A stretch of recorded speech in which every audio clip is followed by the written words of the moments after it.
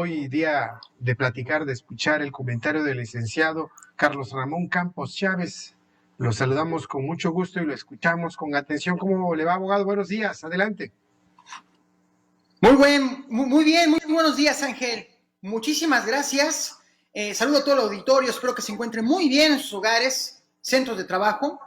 Y bueno, el tema que les traigo hoy en día se denomina los Pandora Papers y el sistema de regulación, omisión o complicidad. Es la pregunta que coloco para el comentario del día de hoy. Y bueno, empiezo con una reflexión del clásico francés Montesquieu que planteaba: la corrupción de los gobiernos comienza casi siempre por la de sus normas y principios. En las recientes horas se acaba de publicar por parte del Consorcio Internacional de Periodistas de Investigación y distintos medios de comunicación internacionales alrededor de 12 millones de archivos, con contenido potencial de evidencias para que ante los tribunales competentes se puedan iniciar las investigaciones correspondientes con relación a posibles actos de corrupción, lavado de dinero y delitos derivados con relación a la evasión fiscal. Ese trabajo de periodismo de investigación, denominado como Pandora Papers, es catalogado como una de las más grandes de la historia, primero por la cantidad de información recabada y sistematizada, en el entendido que señala con distintos archivos, base de datos y formularios cómo funcionan los paraísos fiscales mediante la figura de las sociedades offshore. Las sociedades offshore o sociedades pantalla son compañías radicadas en países distintos al domicilio fiscal de sus administradores. En efecto, son legales siempre que el propietario declara allí donde reside. Sin embargo, como comentan los especialistas en la materia, la permisión legal se vuelve problema normativo en la lógica del anonimato y buscar detrás de esta acción, entre uno y varios ilícitos, la evasión fiscal, entre otras figuras que tengan relación con lo tributario y lo penal. En otros términos, siendo más prácticos, estos mecanismos legales mejoran las circunstancias fiscales del país de residencia del administrador de origen. Por eso, el gran interés de invertir en esos paraísos fiscales.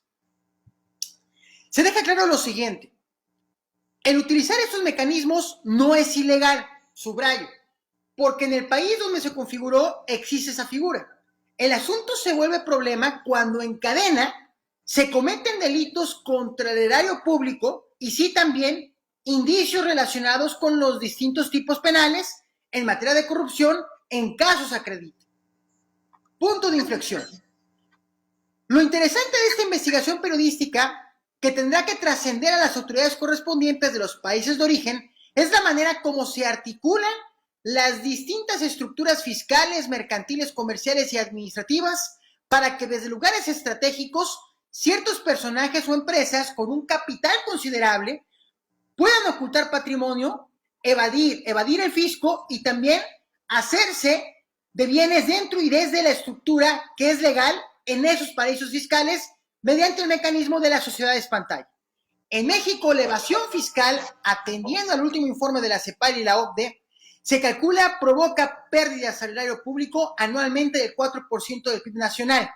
Esto en el entendido de la asimetría socioeconómica, donde el 1% de los mexicanos concentran el 29% de los ingresos y las 50 empresas más grandes representan un aproximado del 40% del PIB nacional. Empiezo a cerrar. Los clásicos de la teoría del Estado y la construcción del Estado de Derecho, este último elemento fundamental para dotar de sentido, estructura y debido funcionamiento a los objetivos de la organización política humana por naturaleza, establecían de manera consciente que cuantas más leyes, subrayo, tiende a haber más corrupción. No se está afirmando en este comentario, que quede claro, que los personajes revelados hayan cometido algún acto de corrupción o algún delito relacionado con relación al daño al erario público. Para eso, y ser ciertamente objetivos correctos, habrá que esperar las indagaciones e investigaciones correspondientes por parte de las autoridades de la Unidad de Inteligencia Financiera y la Fiscalía General de la República. Hasta que no se dicte una sentencia condenatoria, no podemos decir lo contrario. Los principios del debido proceso, el acceso a la justicia y la presunción de inocencia, entre otras categorías constitucionales, son claves para calificar una acusación de este calibre desde cualquier espacio de la opinión pública.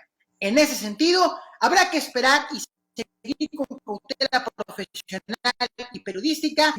Sin embargo, regresando a la pregunta que se plantea en esta intervención, los Pandora Papers y el sistema de regulación, omisión o complicidad, considero que en esta interrogante está la clave para entender toda esta dinámica que no nos debería de sorprender, sobre todo dentro de la espiral de descubrimientos de corrupción en distintas partes del mundo, sean en países en desarrollo y desarrollados.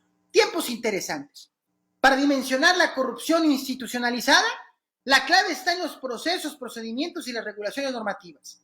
Y es que ante una indeterminación ambigua en lo legal o una permisión contundente en lo administrativo, en esos paraísos fiscales para circular dinero de otras partes del mundo de origen, se podría haber complicado iniciar de oficio investigaciones. Por eso, la relevancia de los Pandora Papers, que ya se tienen las evidencias, faltará observar con objetividad el actuar de las autoridades correspondientes.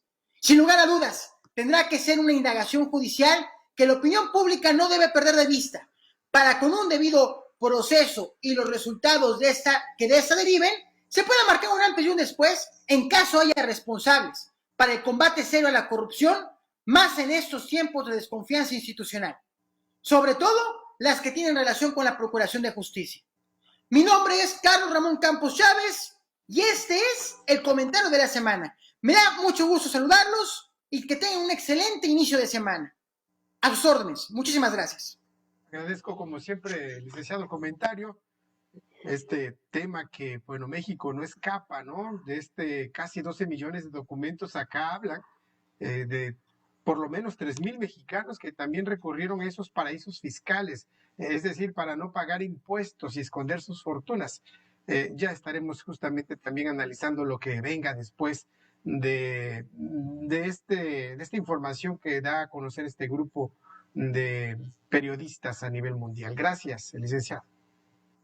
Que tengan un excelente día. Muchas gracias, Ángel. Excelente semana.